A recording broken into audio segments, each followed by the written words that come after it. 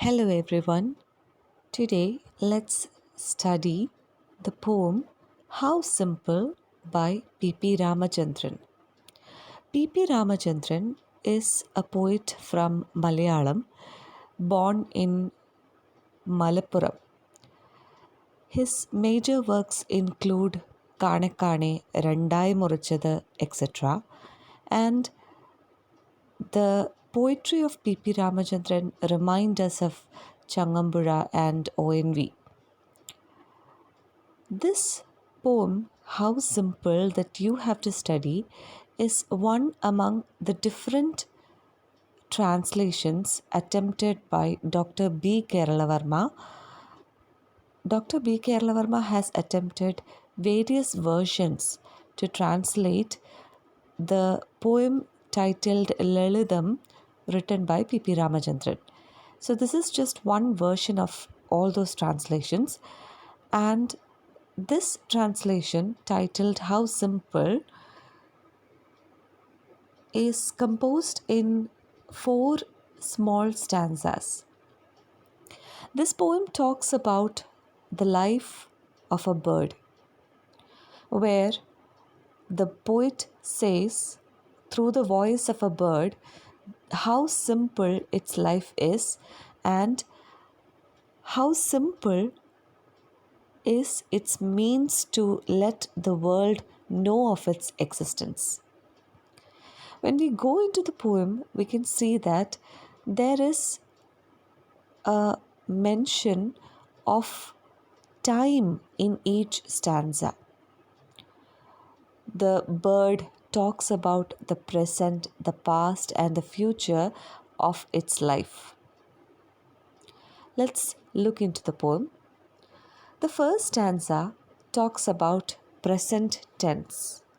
It talks about the present moment of the bird, where the bird says, "It takes only a sweet little cry to let the world know that I am here." So the bird takes only a sweet little cry, a little hoot, or a little chirp to let the world know of its existence. If you just listen to nature, you understand that a bird is around you when you hear that sweet little cry, that the bird is here. So, in the first person narrative, the bird takes only a sweet little cry to let the world know that I am here. Now, the second stanza talks about the past tense. I need only drop a mere feather to prove that I was here. So, here the poet, in the voice of the bird, in the first person voice of the bird, says that to prove that I have lived here, or to prove that I have passed through this particular place, I just have to drop a mere feather. In other words, I just have to drop a mere feather to show that I have lived here. I don't require any other signatures, Instagram posts, or WhatsApp statuses to show that I have passed through here. In the third stanza, the future tense is shown, where the bird says, "It takes only the warmth of brooding to testify that I will yet be here." The warmth of brooding gives you the image of the bird sitting on its eggs, giving it the warmth to hatch. So, the next generation is the topic here, where only the warmth of brooding is enough to testify the future of the bird. Even if the bird, the mortal bird, dies and goes away, it lives through its next generation, and only the warmth of brooding is enough to testify that the bird has an ongoing life here in the future as well. And the poem concludes in the last stanza, how can the birds express life in a simpler way? So the poet now gives us a question to reflect.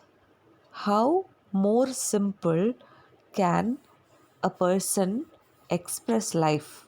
Okay, the birds use their life, their own processes of life, like birth or cry or feather, its own organic life is used to let the world know of its presence and its life, its existence.